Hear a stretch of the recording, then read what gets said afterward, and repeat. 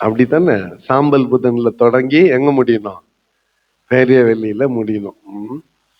நாளைக்கு ஒரு நன்றி அறிதலான கூட்டம், ஆண்டவருக்கு நன்றி சொல்ற நாள். நாளைக்கு ஞாயிற்றுக்கிழமை ஆண்டவர் கிறிஸ்து உயிர் தெழுந்த நாள். அவருக்கு தோத்திரமும் துதியும் கனமும் உண்டாவதாக சொல்லி முடிக்கிற நாள். ஆரம்பம் குத்து வெட்டுன்னு கஷ்டமா ஆரம்பிச்சிச்சு. முடிவு நான் உன் கூடவே இருக்கிறேன்னு முடிச்சிட்டார். நம்ம ஆண்டவருடைய தனி சிறப்பே அதுதான். அல்லேலூயா. இன்னைக்கு எசேக்கியேல் தீர்க்க தரிசன புத்தகம் 48ஆம் அதிகாரம் கடைசி அதிகாரத்தை வாசித்தோம், தியானிக்கலாம். நிறைய பேர் யோசிக்கலாம், 47 விட்டாரு பாஸ்டர், கணக்கு தெரில, ஞாபக மறதி எல்லாம் இல்ல, எந்த வேற கணக்கு, அந்த கணக்கு வரப்ப பார்த்துக்கலாம்.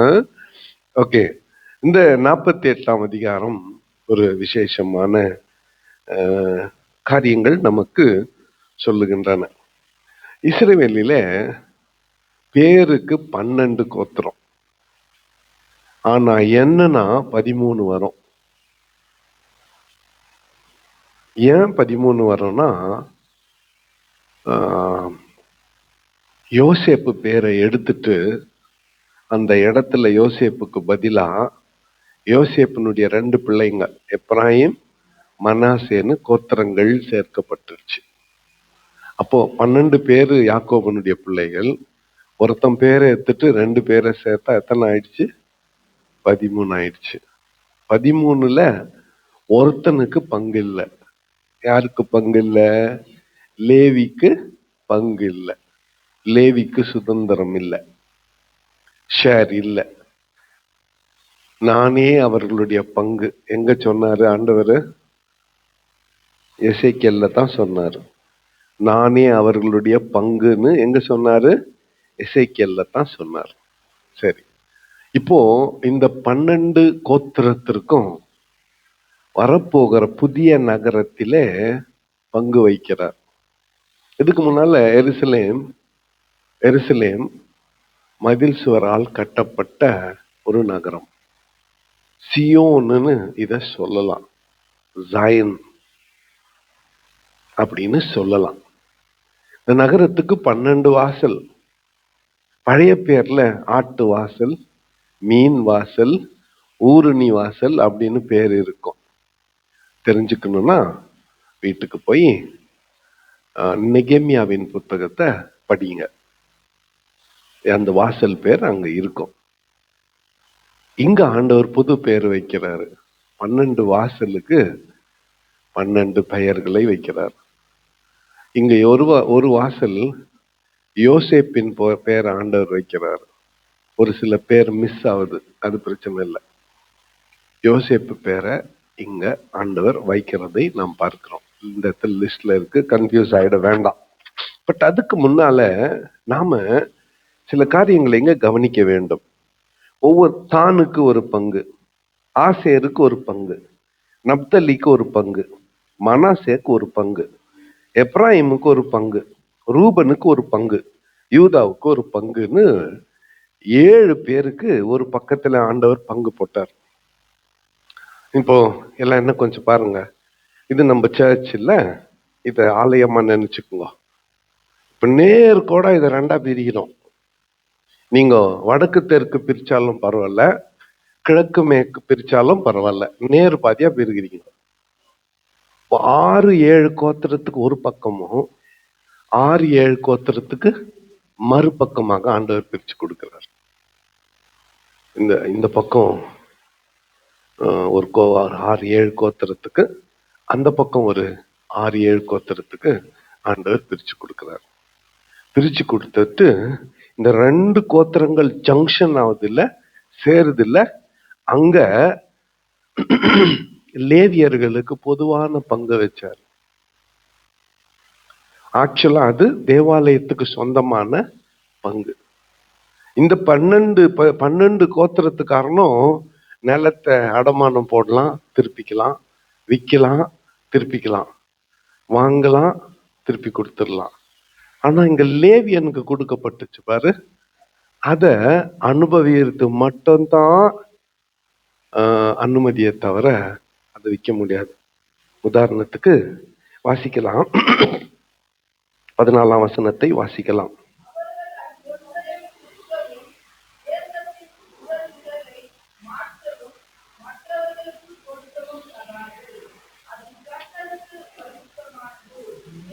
அல்லேலூயா. சத்தமா ஒரு அல்லேலூயா சொல்லுங்க. எத்தனை பேருக்கு வீடு இருக்குது? வீடு இருக்குது, கை தூக்குங்க. நல்லா பரவாயில்ல, நான் ஒன்னும் எழுதி கேட்க போறது இல்லை. இந்த வீடு எல்லாம் யார் பேர்ல இருக்குது? உனக்கு தான். எப்படி கை தூக்கிற? இருக்கிறத சொல்றேன். சரி, ஓகே. உங்க எல்லாருக்கும் வீடு இருக்குது. நீங்க கஷ்டம் வந்தா உங்க வீட்டை விற்கலாம். எனக்கும் ஒரு வீடு இருக்குது, நான் விற்க முடியாது. புரியுதா நான் சொல்றது? எனக்கும் இருக்குது வீடு, உங்க எல்லாரோட பெரிய வீடு. உங்க எல்லாருக்கும் கரையம் பண்ற அதிகாரம் இருக்கிறது. இஷ்டம் தான் வித்துட்டு போயினேக்கலாம். நான் இதை விற்கவே முடியாது. அப்படியே யாருக்குன்னா கொடுக்கணும்னா கூட தானமா குத்துட்டு போக முடியும். இதை விற்கிற அதிகாரம் லேவியனுக்கு இல்ல. புரிஞ்சுச்சா? இப்போ புரிஞ்சுச்சா இல்லையா? வயலம்மாக்கு புரிஞ்சா எல்லாருக்கும் புரிஞ்ச மாதிரி. இப்படித்தான் ஆண்டவர் அமைப்பை வச்சார். இதுல ஒரு குறிப்பிட்ட பெயரை சொல்றாரு. எத்தனையோ பேர் லேவியர்கள். அதுல சாதோக்கின் குமாரர், அது சாதோக்கின் புத்திரர், ஆசாரியர்கள், லேவியர்கள் எல்லாம் என்ன பண்ணாங்க? கொஞ்சம் பாருங்க, இங்க சந்தச்சு உள்ள போய் பார்த்தா விக்கிரகங்களை வரைஞ்சிட்டு அதுக்கு என்ன காட்டியிருந்தானுங்க? எங்க? ஏசாயாவுல தானே, எரேமியா எங்க? எசேக்கியல்ல. சீ என்று அருவருக்கப்படத்தக்க விக்கிரக, நரகலான விக்கிரகத்திலிருந்து வச்சுட்டு இருந்தானுங்க. வச்சுட்டு அதுக்கு என்ன காய்ச்சிருந்தானுங்க? தூபங்கள். இந்த பொல்லாத செயலில் ஈடுபடாத ஒரே குடும்பம் சாதோக்கின் குடும்பம். 11ஆம் வசனத்தை வாசிக்கலாம்.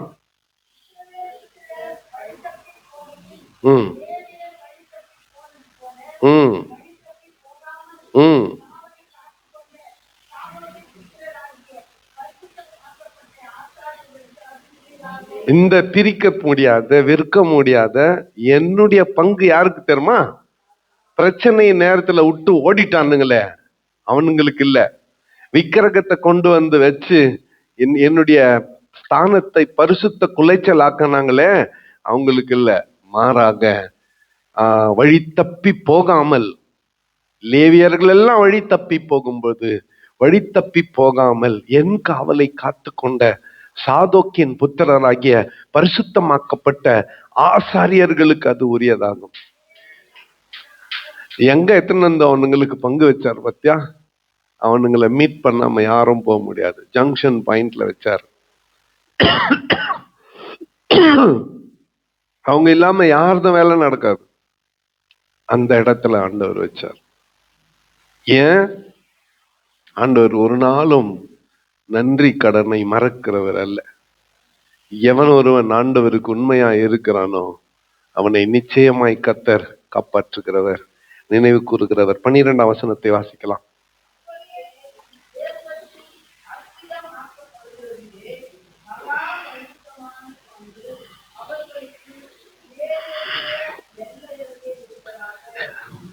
லேவியருக்கு முன்னால, லேவியருக்கு ஒரு பவுண்டரியா, அந்த பவுண்டரியில ஃபர்ஸ்ட் பங்கு யாருக்கு? சாதோக்கின் பிள்ளைகளுக்கு. இதுக்கு சத்தியமா கை தட்டிட்டு இருக்கணும் நீங்க ஜோரா. ஏன் தெரியுமா? எவன் ஒருவன் கர்த்தனுக்காக பக்தி வைராக்கியமா இருக்கிறானோ அவனை முக்கியமான நேரத்துல சத்தியமா ஆண்டவர் நினைவு கூறுவார். இங்க பாருங்க, 12 பேர் இல்ல. எந்த 12 பேரு? ரூபன், சிமியோன், லேவி, இசக்கார், தான், நப்தலி, காத். இவருங்க பேரெல்லாம் முன்னாலையும் பின்னாலையும் வருது. கர்த்தருக்காக பக்தி வைராக்கியமாய் காவலை காத்த சாதோக்கின் புத்திரருக்கு முக்கியமான பங்கு ஃப்ரண்ட்ல. தேவாலயத்துக்கு முக்கியமான லாஸ்ட் அவங்கள தான் பார்க்கணும். அந்த இடத்துல இப்ப லேவியர்களுக்கு முன்னால லேவி குடும்பத்துல ஆரோன் குடும்பத்துக்கு வச்சுக்கணும். ஃபர்ஸ்ட் பங்கு யாருக்கு கொடுக்கணும்? லேவியினுடைய மூத்த கொத்தணும் யாரு? ஆரோன் குடும்பம். அங்க குத்து இல்ல, மோசே குடும்பம் அவங்களுக்கு கொடுக்கல. கர்த்தருக்காக பக்தி வைராக்கியமாய் நின்ற சாதோக்கின் புத்திரருக்கு கொடுத்தார். பேர் முக்கியமே இல்லை பிரதர், பேர் முக்கியமே இல்லை. யார் கர்த்தருடைய காவலை உண்மையாய் காக்கிறார்களோ அவர்களுக்கு அந்த இடம் கொடுக்கப்படும்.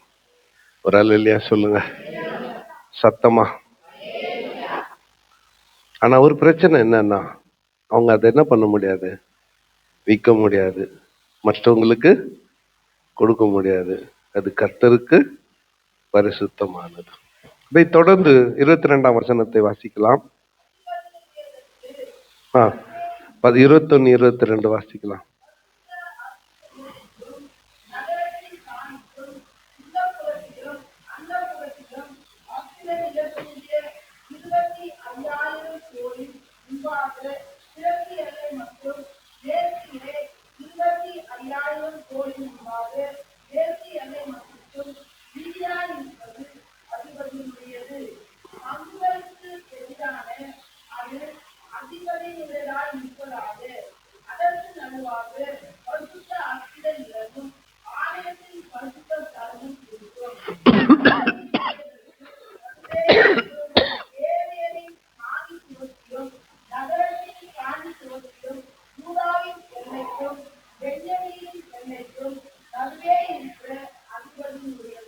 ஆமீன். ராஜாக்கு இடத்தை கொடுத்தார் ஆண்டவர்.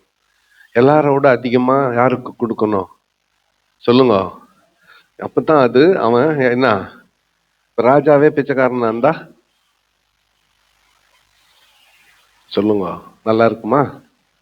தானை விட ராஜாக்கு கம்மியா இருந்தா தான் என்ன சொல்லும்? போடா பிச்சைக்காரா, நீ போய் ராஜாவான்னு சொல்லுவான். சொல்லுவானா மாட்டானா? இசக்காரத்தை விட ராஜா அது கம்மியா இருந்தா, இவர் பெரிய ராஜா, போ எந்த பெருசாக்குது கோத்தரம் அப்படின்னு சொல்லுவான். அப்படி சொல்லாதபடிக்கு ராஜாவுக்கு லெப்ட் இந்த 6ல் ஒரு பங்கு, இந்த 6ல் ஒரு பங்கு. உதாரணத்துக்கு 2 கோத்திரத்தை ஒன்னா சேர்த்தா அதை விட அதிகமா யாருக்கு மட்டும் கொடுத்தாரு? அதிபதிக்கு மட்டும் கொடுத்தாரு. அது இசக்கார், லேவி, சாதோக்கு, லேவி, அவங்களுக்கு பின்னால இதுல பாதி அதுல பாதி கொடுத்தாரு. ஒரு இதெல்லாம் என்னத்துக்கு அப்படின்னா ரொம்ப முக்கியம். சொத்து விவரம் இது. நம்ம தானே கிரயம் பண்ணி கொடுத்துட்டாரு. யாருக்கு கொடுத்தாரு? அருவருக்கப்படத்தக்கதை செய்தவர்களுக்கு கொடுத்தார். சீ எனப்பட்டவைகளை, வெறுக்க வேண்டியவைகளை, நரகலான விக்கிரகங்களை வணங்கினவர்களுக்கு கொடுத்தார். அவரை விட்டு ஓடி போயிட்டவங்களுக்கு கொடுத்தார். ஆனா ஒரே ஒரு மாற்றம், இடையில ஒரு சின்ன மனமாற்றம். அவர்கள் தங்களை தாழ்த்தி அவரை மறுபடியும் ஆண்டவராக ஆராதிக்க ஆரம்பித்தவர்களுக்கு கொடுத்தார். தங்களிடத்தில் இருந்த அந்த நரகான விக்கிரகங்களை வெறுத்து அவரை பற்றி கொண்ட மீந்திருந்த ஜனத்துக்கு கொடுத்தார்.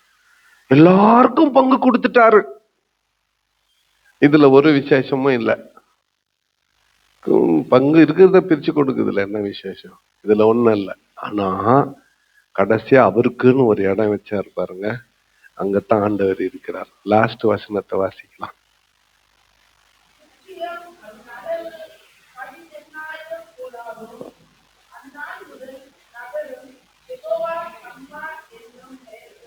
அல்லேலூயா.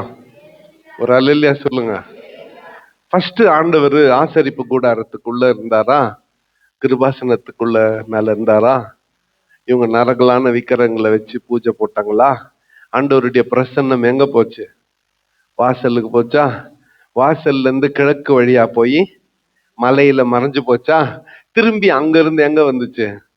வாசலுக்கு வந்துச்சா? வாசல்ல இருந்து தேவாலயத்துக்கு வந்து இப்ப ஆண்டவர் என்ன சொல்லிட்டாரு? யெகோவா ஷம்மா, உங்க கூடவே நான் இருக்கிறேன்னு சொல்லிட்டார். உங்களோடு நான் இருக்கிறேன்னு சொல்லிட்டார். எப்படி மோசே கிட்ட இருக்கிறவராய் இருக்கிறேன்னு சொன்னாரோ, இருக்கிறவராய் இருக்கிறேன்னு சொன்னாரோ, நான் இருக்கிறேன்னு சொல்லிட்டார். நான் கூடவே இருக்கிறேன்னு சொல்லிட்டார். யெகோவா ஷம்மா என்று பெயர் படும். கண்டிப்பா இந்த பட்டணம் எருசலேமை குறிப்பதில்லை, சியோனை குறிக்கிறது, பரலோகத்தை குறிக்கிறது. நம்மளுக்கெல்லாம் கூட ஒரு ஓரத்துல கோணிப்பை போட்டு அங்க கூட உட்கார வச்சா கூட பரவாயில்ல. நான் அப்படி பாக்குறீங்களோ? உள்ள சேர்த்துக்கினார்னா போதும். எங்க? பரலோகத்துல உள்ள சேர்த்துக்கினா போதும். ஏன்னா நம்ம பண்ற செயலுக்கு பணம் போட்டோம்ப்பா அப்படின்றோம் பாரு, அப்படி உள்ள சேர்த்துக்கினா போதும். இந்த பெரிய இதுல பாத்தீங்கன்னா ஒவ்வொரு வாசலுக்கும் எவ்வளோ ரோடு விடணும்னு கூட சொல்லிட்டுக்கிறாரு. ஒரு வீட்டுக்கும் இன்னொரு வீட்டுக்கும் சென்டர்ல இடம் வேணும்ட்டு மைன்ஸ்காரன் இது என்ன பண்ணா, கேப் வச்சு வீடு குத்தான். நம்ம சந்தை கட்டிக்கணும் பரவாயில்ல, காவாவை சேர்த்தும் கட்டிக்கணும். நம்ம வீட்டுக்கு இப்ப என்ன போயிருக்குத, ஈஸியா போயிடுச்சு. நம்ம வீட்டு அழுக்கு தண்ணி பக்கத்து வீட்டுல போறதுக்கு. எல்லாரும் அப்படி பாக்குறீங்க? அவங்க கொடுத்தப்ப கரெக்டா தான் கொடுத்தாங்க. இந்த மாதிரி எல்லாம் பரலோகத்துல மினால தாழ்வாரம் இறக்கலாம், சைட்ல கொஞ்சம் இறக்கலாம், இப்படி கொஞ்சம் போட்டுக்கலாம் நல்லா நினைக்காதீங்க. உங்களுக்கு என்ன அங்க பில்டிங் வேலையே அனுமதிக்க மாட்டாரு. உங்களுக்கு என்ன குவார்டர்ஸ் கொடுத்துக்கிறாரோ அதை மட்டும் தான் நீ பயன்படுத்த முடியும். எக்ஸ்டென்ஷன் வேலை எல்லாம் என்ன பண்ண முடியாது. திடீர்னு இதை கொஞ்சம் எக்ஸ்டெண்ட் பண்ணிக்கலாம், அது கொஞ்சம் எக்ஸ்டெண்ட் பண்ணிக்கலாம், அதெல்லாம் இல்ல. இந்த ஒரு பிளான்டு சிட்டி அழகா திட்டம் போட்டு ஒரு கோத்திரத்துக்கு இன்னொரு கோத்திரத்துக்கு மடியில ரோடு வச்சு, ரோடு ஐடென்டிக்கலா வச்சு யோசனை பண்ணி பாருங்களேன்.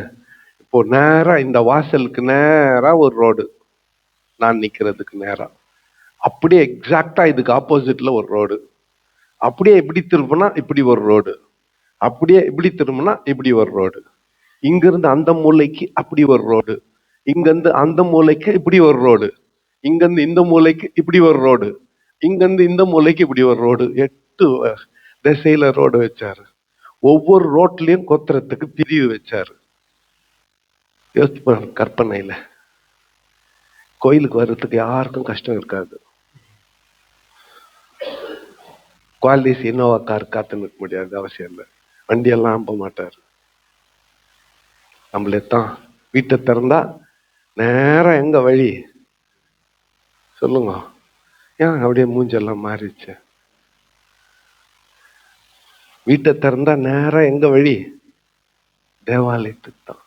சென்டர்ல வேற எங்கேயும் போக முடியாது. அந்த ரோடே உன்னை கூட்டின்னு வந்து எங்க விட்டுறோம்? தேவாலயத்துல விட்டுறோம். அப்போவாவது டைமுக்கு வரீங்களா பார்க்கலாம். பரலோகத்துக்கு எல்லாரும் வந்துடணும்னு ஆசைப்படுறேன். அப்போவாவது டைமுக்கு வாங்கும், அப்போவாவது நேரத்துக்கு வந்து ஆண்டவர் என்ன பண்ணுங்க, ஆராதிங்க. ஒரு பெரிய நம்பிக்கை இந்த புத்தகத்துல. இந்த வருஷம் இது என்ன கேட்டீங்கன்னா, அடுத்த வருஷத்துக்கு இது ஒரு அச்சாரம். அடுத்த வருஷம் காலை ஜபத்துல நாம சந்திக்கிற வரையில கர்த்தர் நம்ம கூடவே இருக்கிற யெகோவா ஷம்மா கூடவே இருக்கிறவர். கர்த்தர் நம்மோட இருப்பார். வியாதி, பலவீனம், வறுமை, கடன் பிரச்சனை, கஷ்டம், தொல்லைகள், சமாதானம் சரி வந்து இப்பெல்லாம் ரொம்ப கஷ்டமாகுது. நேத்து காலையில ஒரு 9 மணிக்கு படுத்தேன். எத்தனை மணிக்கு எந்திரிச்சுப்பேன் நினைக்கிறீங்க? சாயந்தரம் 5:30 மணிக்கு. என் சரீரத்துக்கு எவ்வளோ பலவீனம் இருந்திருந்தா சாயந்தரம் 5:30 மணிக்கு தான் எந்திரிச்சேன். அதுக்கு பிறகு கொஞ்சம் வேலை முடிச்சுட்டு மறுபடியும் வந்து 9 மணிக்கெல்லாம் 9:30 மணிக்கெல்லாம் படுத்தேன். நினைச்சேன் பகலெல்லாம் தூங்கிட்டோமே, ராத்திரிக்கு தூக்கம் வராதுன்னு. ஏன் இதை சொல்றேன் அப்படின்னா, வயசு ஆவ ஆவ ஆவோ நமக்கு பலவீனங்கள் அதிகமாகும். தலைநோவு வரும், இடுப்பு வலி வரும், கால் வலி வரும், கழுத்து வலி வரும், பிபி வரும், சுகர் வரும். இதெல்லாம் வந்தாலும் யெகோவா ஷம்மா கூடவே இருக்கிறார். இந்த வருகிற ஆண்டு வரையில, அடுத்த வருஷம் காலை ஜபத்துல சந்திக்கிற வரையில தேவனாகிய கர்த்தர் கூடவே இருப்பார். கண்களை மூடி கர்த்தரை நோக்கி பார்ப்போம். சகோதரர் செல்வம் முன்னாலே வந்து